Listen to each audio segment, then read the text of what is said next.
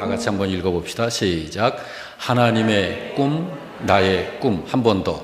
하나님의 꿈, 나의 꿈. 예, 꿈은 계획, 비전을 말합니다. 옆 사람과 한번 인사하실까요? 꼭 은혜 받읍시다. 시작. 예, 그리고 제가 사랑합니다. 제가 사랑합니다 하고 서로 인사하시는 거예요.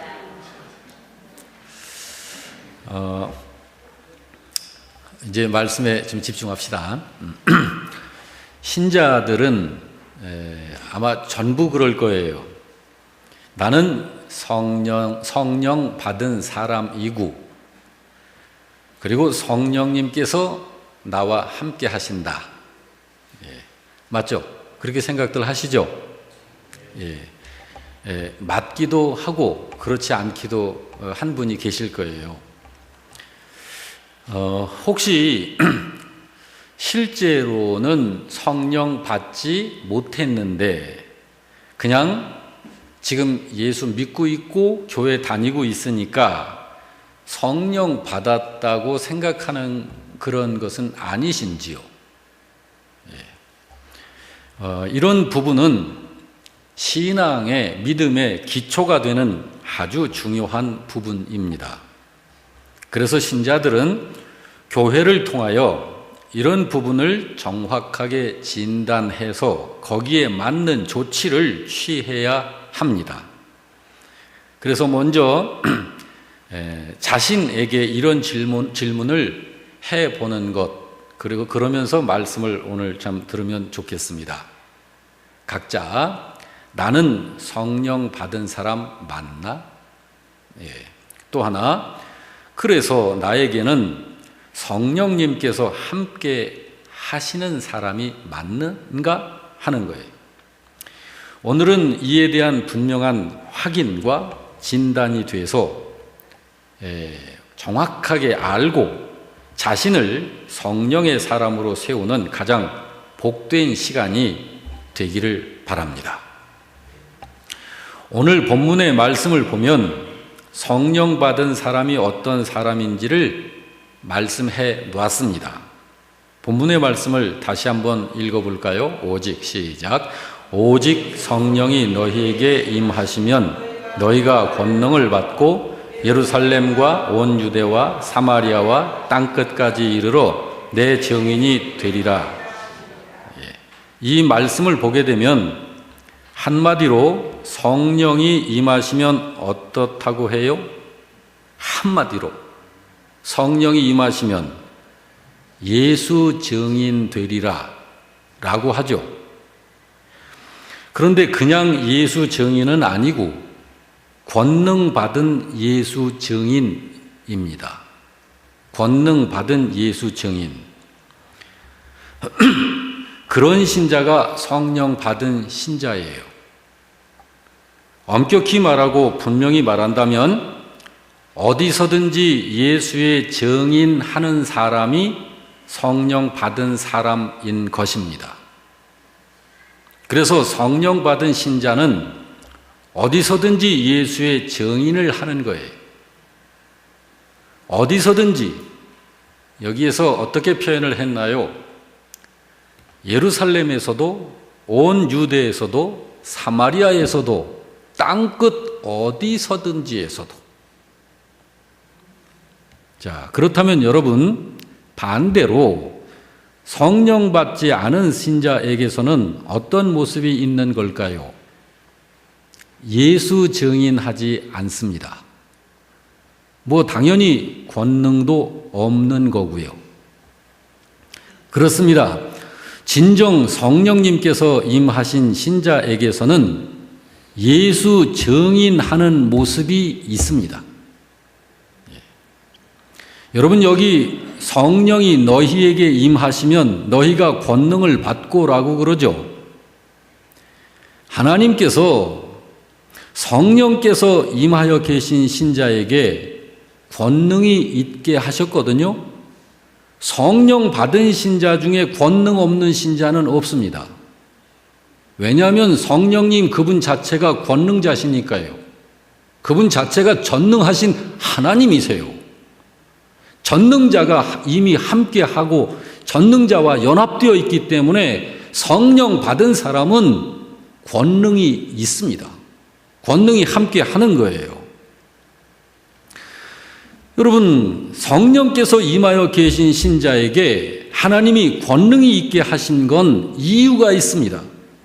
그건 그 신자가 예수 증인하는 일을 할 때 그 권능이 행사되게 하시려고, 그러니까 그 일을 방해하고 회방하는 악한 영들과 그 세력들의 신자가 맞서서 그 일을 할 때 하나님의 권능이 꼭 필요할 때 그 능력을 나타내어지도록 하시려는 것이 하나님께서 하시는 일입니다. 그래서 여기 너희가 권능을 나타내고 라고 하지 않고 너희가 권능을 받고 라고 한 거예요. 여러분, 예수 증인, 바로 이것이 모든 신자 한 사람 한 사람에 대한 하나님의 계획, 하나님의 꿈입니다. 누구의 꿈이라고요, 그게? 하나님의 계획, 하나님의 꿈이라고요.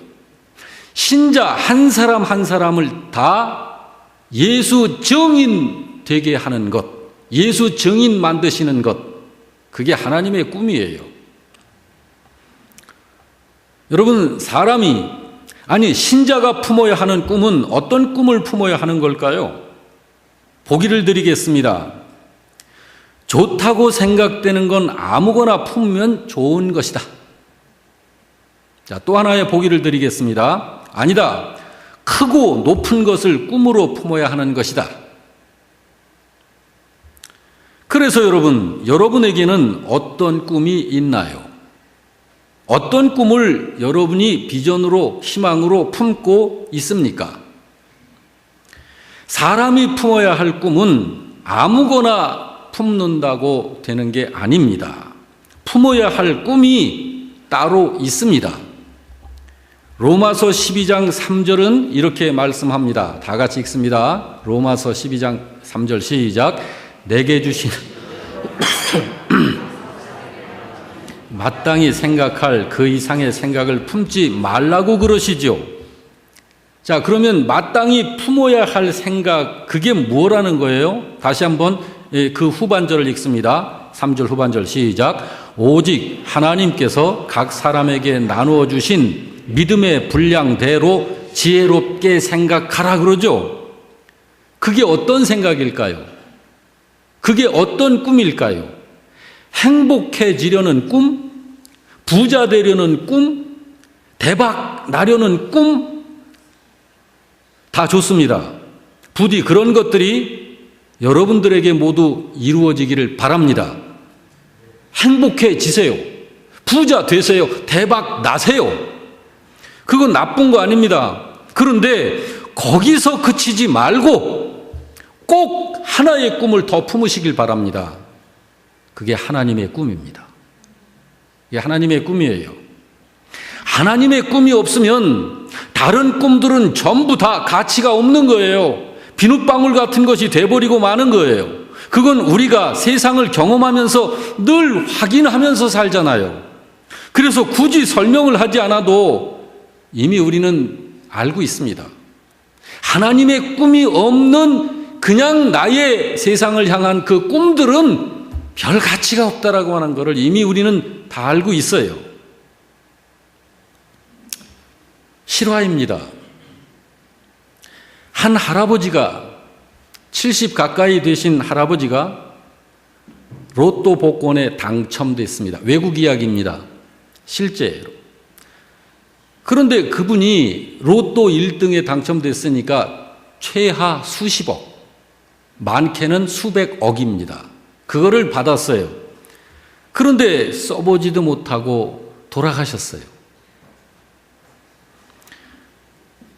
그 지역 신문 보도에 따르면 이 연세 드신 부부가 지역 양로원에 거주를 하셨는데 그분이 숨을 거두시기 일주일 전에 복권 공사로부터 당첨금을 수표로 받아가지고는 친구들에게 자기의 계획을 이렇게 말했대요.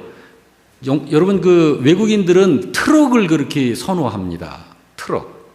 이제 미국인들도 트럭을 꼭 사고 싶어 해요.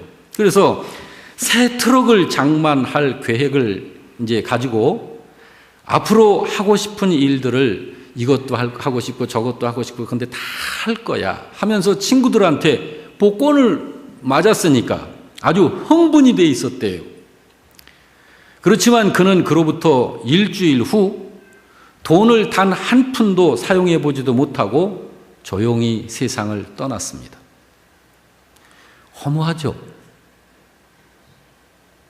로또 1등 당첨됐어요.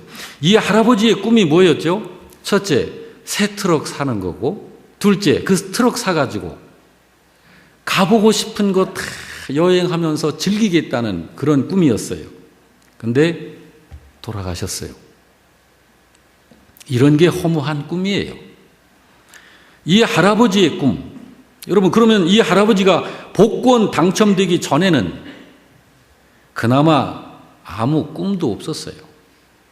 그냥 양로원에서 두 부부가 이제 돌아가실 날만 이제나 저제나 별 생각 의미 없이, 여러분, 이 할아버지가 가지고 있는 이런 꿈 자체가 소용이 없다라는 게 아니라 사람에게는 꿈이 필요한데 하나님의 계획 안에서 꾸는 꿈이어야 된다라는 거예요. 그러므로 여러분, 부디 주님 안에서 잘 되시고 주 안에서 행복한 여러분들 되시기를 바랍니다. 많은 사람들이 세상을 쫓아가기에 바쁜 삶을 살아가고 있습니다. 그런데 그런 무리 가운데 어떤 사람들은 세상이 감당을 하지 못하는 분들이 있어요. 어떤 사람들이 그러냐 하면 믿음의 사람입니다.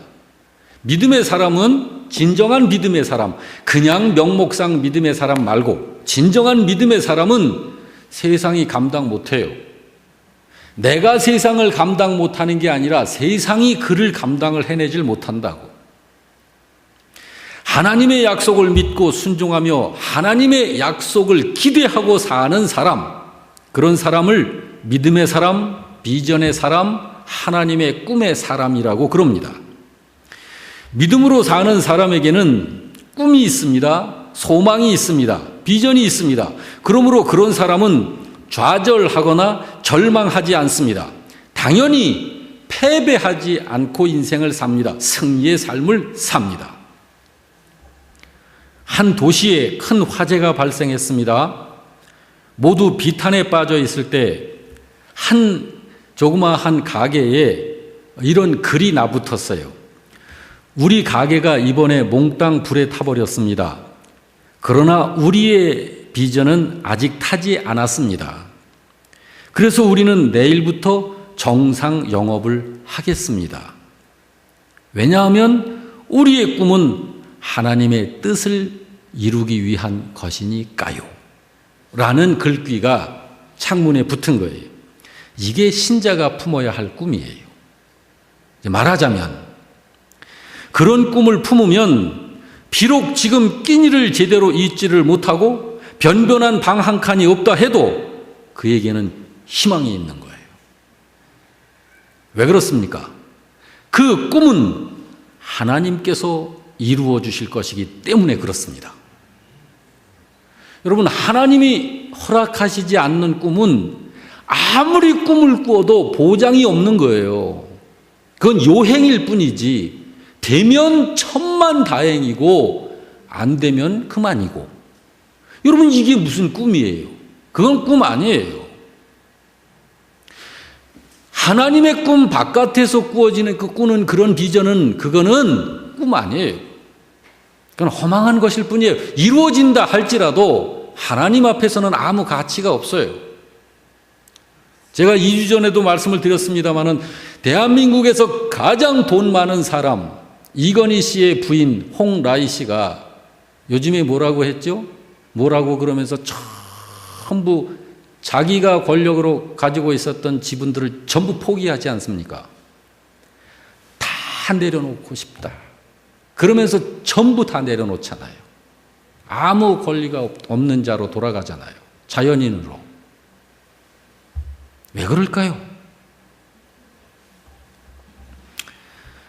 여러분, 하나님의 꿈 안에서 하나님께서 가지고 계신 그 계획을 내가 품는 거예요.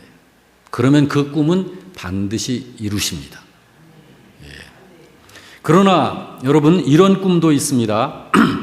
공사장에 흙을 나르는 허름한 트럭에 이런 글귀가 붙어 있었어요. 공사장 트럭 운전한다고 나를 깔보지 마십시오.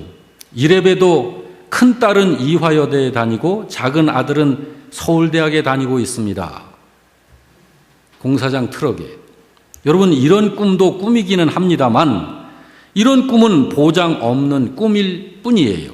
왜 그렇습니까? 하나님의 꿈과 상관없는 꿈이기 때문에 그렇습니다. 예를 들자면 가수 인순이 씨가 부른 거위의 꿈이라는 노래가 그런 꿈의 노래잖아요. 가사를 제가 읽어드릴 테니까 들어보세요. 난 꿈이 있었죠. 버려지고 찢겨 남루하여도 내 가슴 깊숙이 보물과 같이 간직했던 꿈. 혹 때론 누군가가 뜬모를 비웃음 내 등 뒤에 흘릴 때도 난 참아야 했죠. 참을 수 있었죠. 그날을 위해. 늘 걱정하듯 말했죠. 헛된 꿈은 독이라고.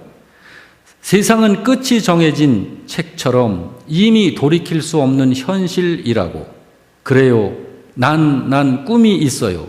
그 꿈을 믿어요. 나를 지켜봐요. 저 차갑게 서 있는 운명이란 벽 앞에 당당히 마주칠 수 있어요.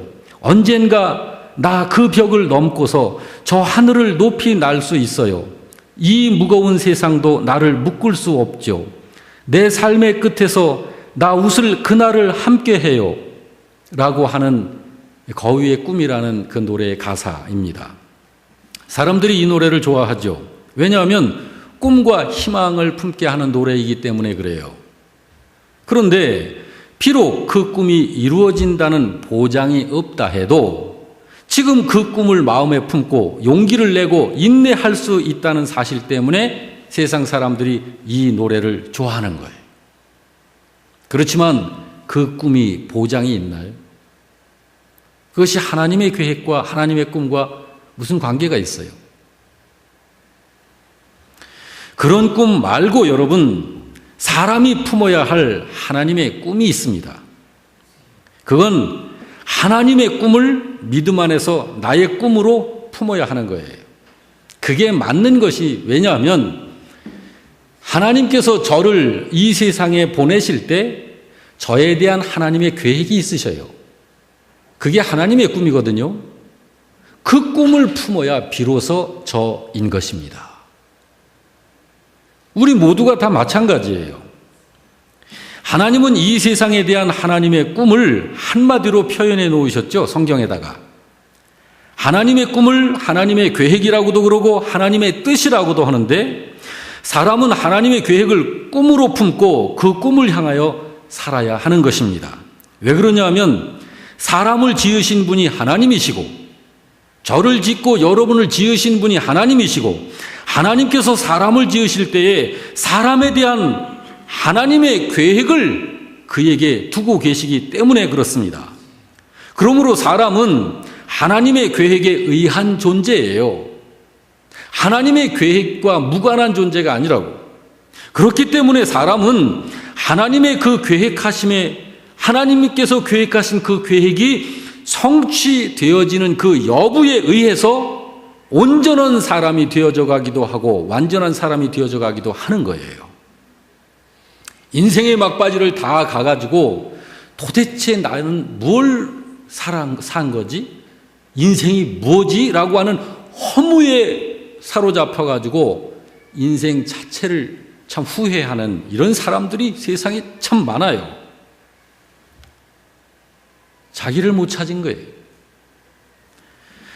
여러분, 하나님의 뜻을 하나님은 성경을 통해서 세상 사람들 누구나 알 수 있도록 일일이 다 일러 주셨습니다.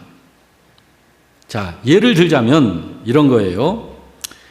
자, 그래서 서두에 질문을 드렸었던 거예요. 여러분, 하나님께서 보내신 성령 받으셨나요? 분명히 여러분 자신은 본인만은 알잖아요. 내가 성령 받은 사람인지 아직 못 받은 사람인지. 여러분 성령 받으신 사람 맞아요? 자, 그렇다면 아직 성령 못 받으신 분은 성령 받으셔야 해요. 자, 성령 받으신 분, 하나님께서 여러분에게 성령 받게 하신 이유는 무엇일까요? 여러분, 그것에 대한 하나님의 계획이 어떤 계획일까요? 자, 이런 부분이 이제 실제적인 거고 중요한 거예요. 그건 성령 받은 사람을 통하여 세상 사람들로 하여금 복음을 듣게 하시려는 것이 하나님의 계획입니다. 그래서 성령 받은 신자가 나가서 만나는 사람들에게 복음을 말하면, 전하면 그 복음을 들은 사람들에게 성령께서 역사하셔서 구원받게 하시고 예수 믿게 하시고 죄를 알게 하시고 회개하게 하시고 영원한 생명을 받게 하시고 천국과 지옥을 알게 하시고 그 사람의 정체성을 스스로 참으로 찾게 하시고 자기 자아를 찾게 하시고 어떻게 세상을 살아야 할지를 깨우쳐 주시고 깨닫게 하시고 진정한 삶을 사는 사람으로 돌아오는 것입니다. 신자가 전도할 때 이런 일이 이루어지는 것을 가리켜 하나님의 능력의 역사가 행사되어지는 것이다 라고 하는 것이고, 그거를 하나님의 능력이다, 복음의 능력이다 라고 말하는 거예요. 신자가 그 일을 하는 것이 하나님 나라를 세우는 일이고 그 일을 하나님 나라 건설이라고 하는 거예요. 교회 신자들이 해야 하는 핵심 사역이 바로 그 일입니다. 그 일을 믿음으로 해내는 신자들이 되도록 하기 위해서 교회가 신자들에게 성경 공부도 하는 것이고 말씀 훈련도 하는 것이고 양육도 하는 것이고 제자 훈련도 하는 거예요. 여러분, 성경 공부 왜 하나요? 제자 훈련 같은 거 왜 해요? 그거 해가지고 뭐 하려고? 그 목적지가 있잖아요, 목표가. 그 목표를 누가 정하죠? 각자 자기가 정하는 게 아니고 하나님의 계획 안에 있는 거예요. 그 목적은. 그렇습니다. 교회의 목적, 신자의 목적은 예수 증인되어 복음을 증거하는 일입니다. 그 일을 위해서 우리가 세상을 사는 동안 체력 관리도 하는 거고 가정도 견고히 세워가는 거고 자녀 교육도 잘 시켜내는 거고 부부 사이도 좋아야 하는 거고 직장에서 열심히 일도 하는 거고 사업도 하는 거고 그런 거예요.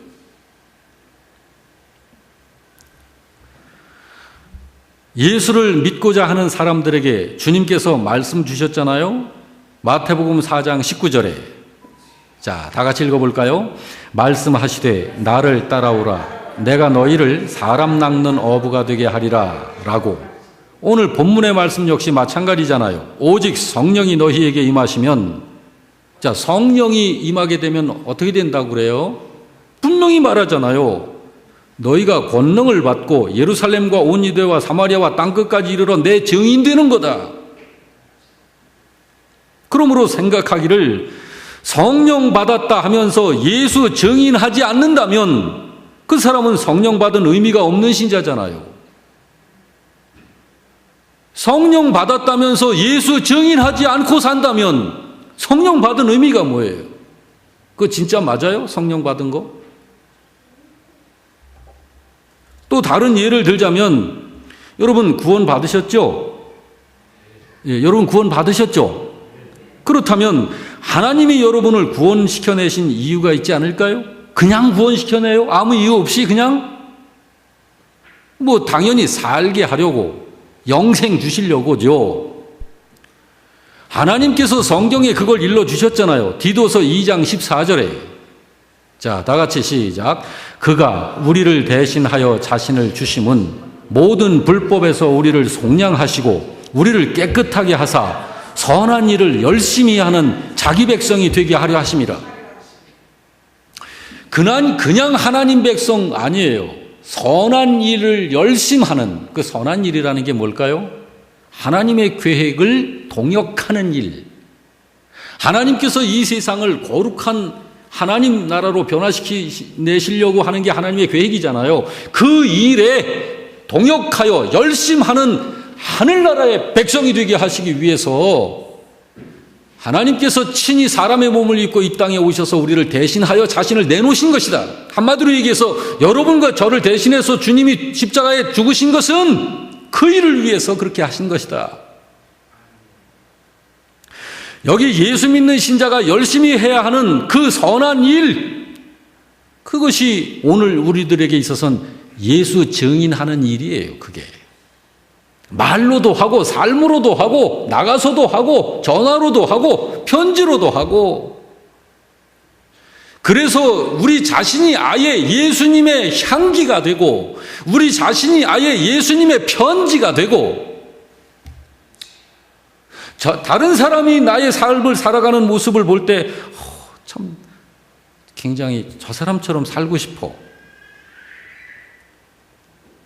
여러분, 그게 선한 일의 한 모습이에요.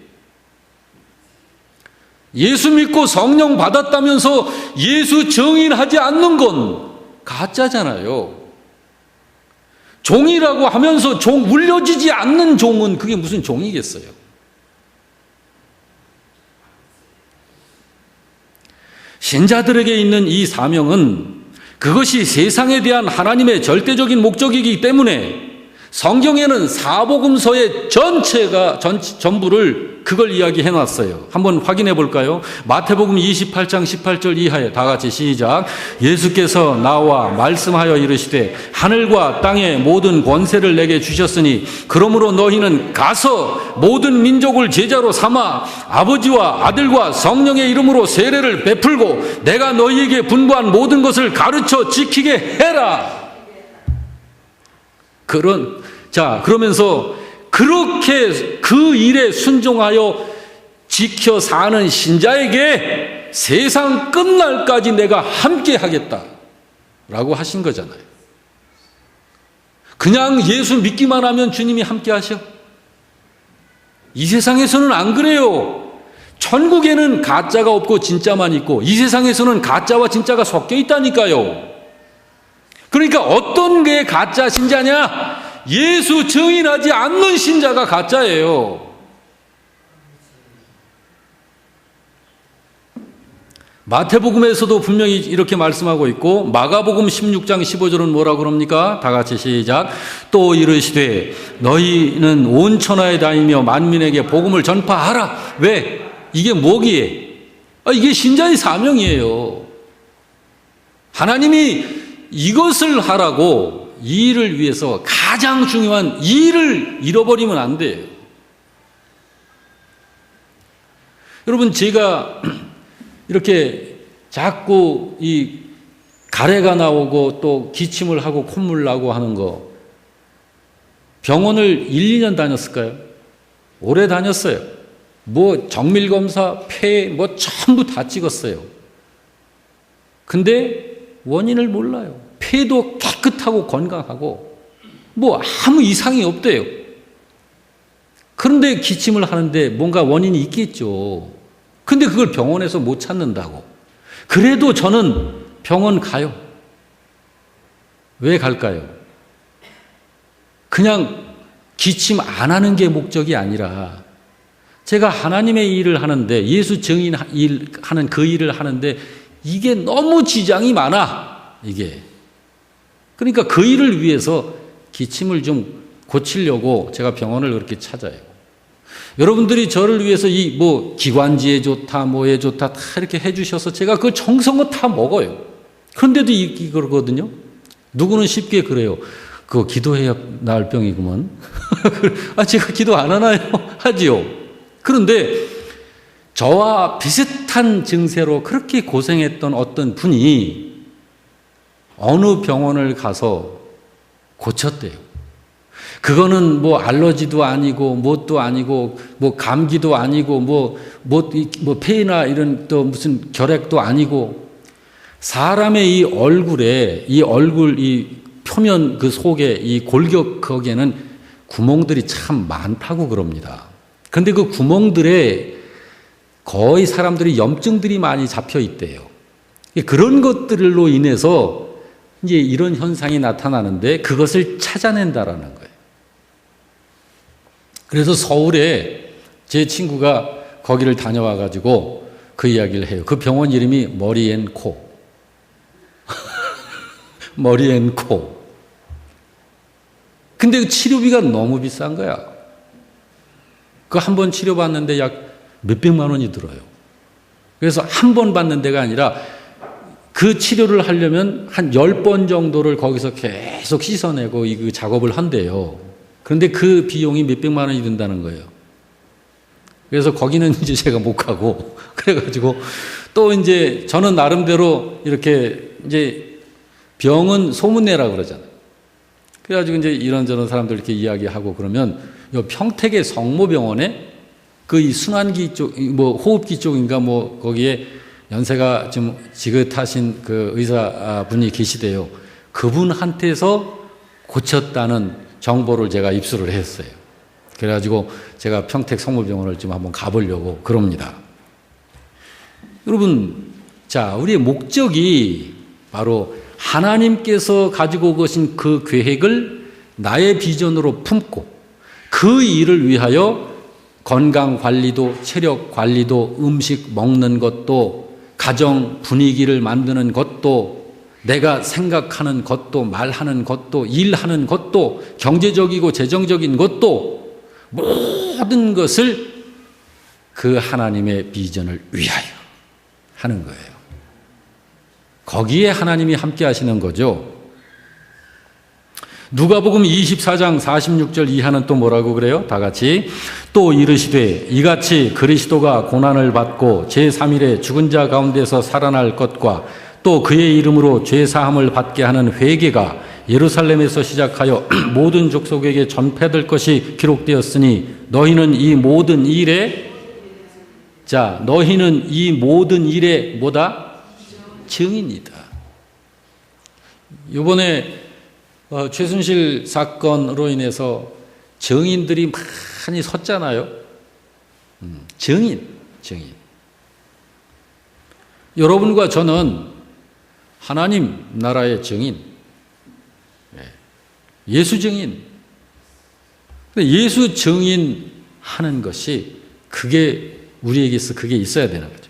요한복음 17장 18절 이하 다 같이.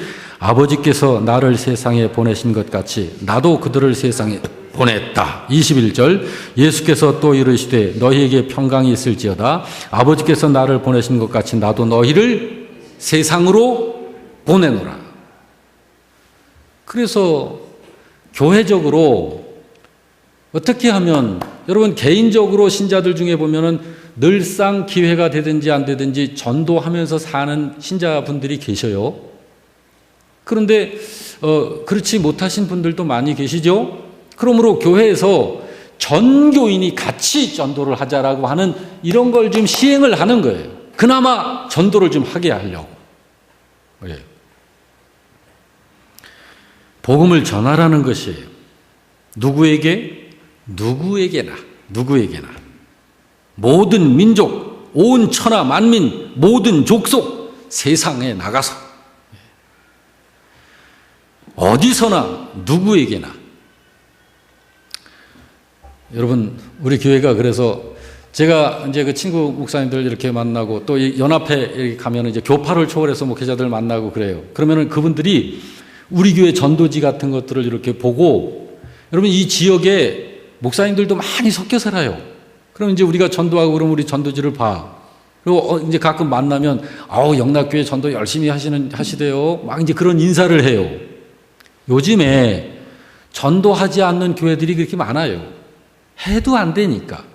여러분 몇만 장을 가지고 나가서 이렇게 뿌려도요. 교회 이렇게 와보시는 분들은 별로 없어요.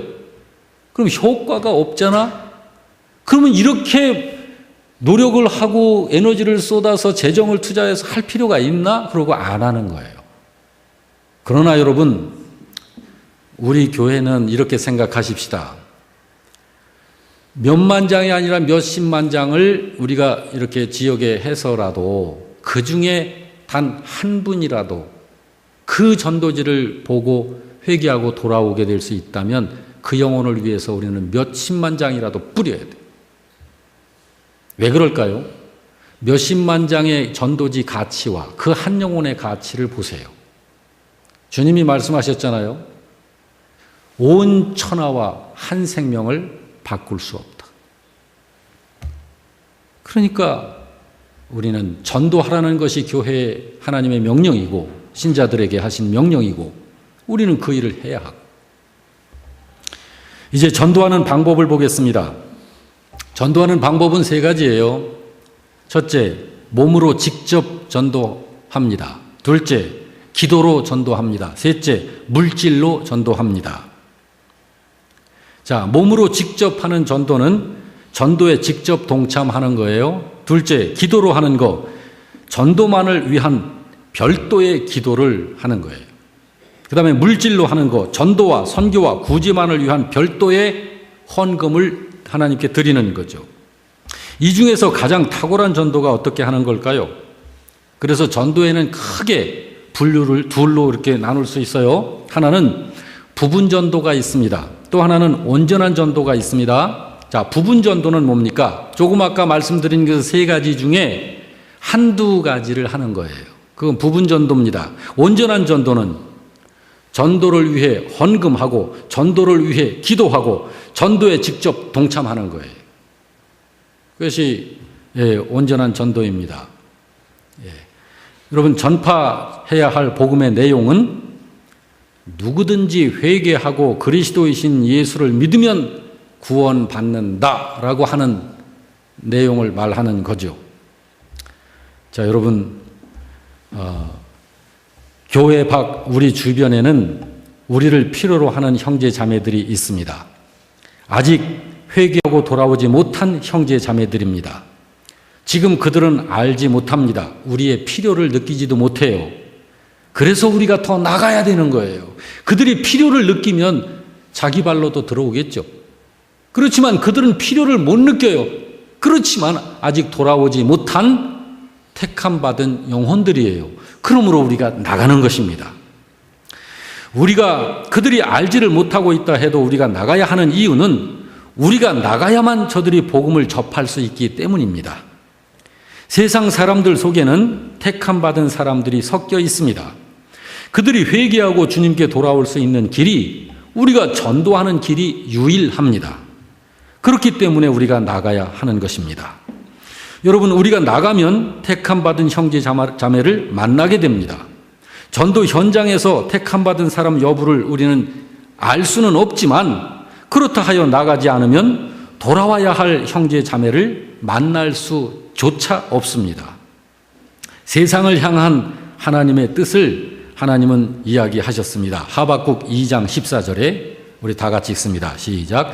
이는 물이 바다를 덮음같이 여호와의 영광을 인정하는 것이 세상에 가득함이라. 우리 믿는 신자들을 통해서 하나님을 알고 인정하는 것이 세상에 가득하게 되는 것, 그것이 하나님의 뜻, 계획입니다. 성령님은 순종하는 신자와 함께 하십니다. 우리가 전도하는 것은 그것이 하나님의 뜻이기 때문입니다. 그러므로 여러분, 오늘은 우리가 점심 식사를 하고 남전도회를 따라서 우리가 합심하여 전도를 할 것입니다. 특별한 일이 이렇게 없으신 분들은 모두 동참하시기를 당부드립니다.